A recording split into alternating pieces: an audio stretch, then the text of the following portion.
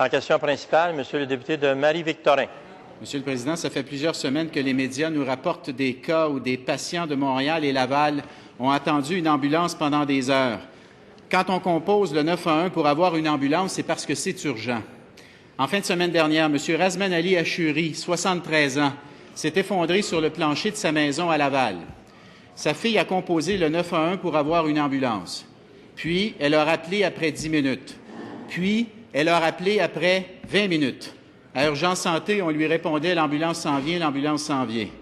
Au bout de 45 minutes d'attente, M. Achouri s'est évanoui et là, ses deux fils l'ont placé dans une voiture pour le conduire eux-mêmes à la Cité de Laval, la Cité de la Santé de Laval. M. Achouri est aujourd'hui dans le coma, Monsieur le Président.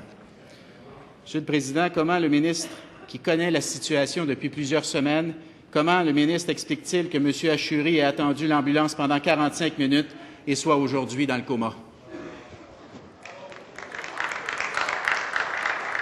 Monsieur le ministre de la Santé et des Services sociaux. Monsieur le Président, dans un premier temps, j'ai beaucoup de compassion pour la situation qui s'est passée et je peux vous dire que comme ministre de la Santé, c'est strictement inacceptable.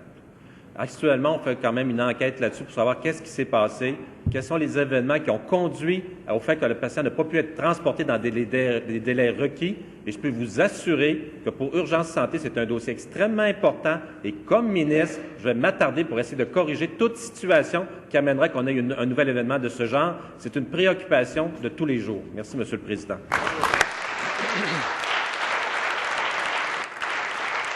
En question complémentaire, Monsieur le député de Marie-Victorin. Monsieur le Président, le ministre est au courant du problème ambulancier à Montréal et à Laval depuis plusieurs semaines. Ça a été documenté dans les médias. Il y a eu plusieurs cas qui ont été rapportés, entre autres, 3 mars dernier, Jonathan Hood, atteint d'une maladie génétique rare, qui a attendu pendant 3 heures et demie. Il a eu la peur de sa vie. Il a eu peur de mourir. Monsieur le Président, est-ce que le ministre peut nous dire, au cours des dernières semaines, depuis qu'il connaît le problème, est-ce qu'il peut nous dire quels sont les gestes qu'il a posés pour le régler, ce problème-là?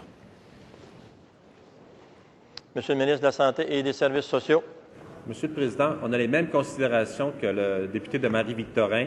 Je suis au courant qu'il y a des gros problèmes avec Urgence Santé à Montréal. Au niveau des démarches, on travaille actuellement avec le ministère pour avoir des gens qui vont aller faire une enquête et nous faire rapport sur la situation générale de Urgence Santé, parce qu'on pense que c'est vraiment quelque chose d'important.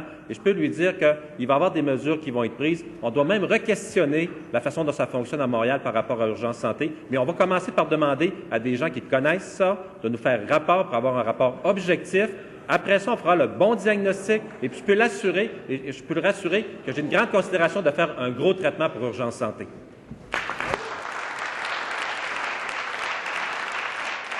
En deuxième complémentaire, Monsieur le député de Marie-Victorin. Monsieur le Président, on apprécie les bonnes intentions du ministre, mais pourquoi est-ce qu'il se réveille maintenant, là? Parce que ça fait plusieurs semaines qu'il y a des cas qui sont rapportés. Dans la nuit du 28 au 29 avril, un patient de Montréal qui a attendu 13 heures pour une ambulance, lui aussi, s'est senti obligé de prendre le taxi pour se rendre à l'hôpital. Des ambulanciers qui déclarent « on est tellement débordés que c'est la sécurité des gens qui est mise en jeu ». Je veux bien là, que vous allez poser des gestes dans les jours, dans les semaines qui viennent, mais qu'est-ce que vous avez fait au cours des dernières semaines pour régler le problème? Monsieur le ministre de la Santé et des Services sociaux. Monsieur le Président, 28-29 avril, c'est il y a environ 2 semaines.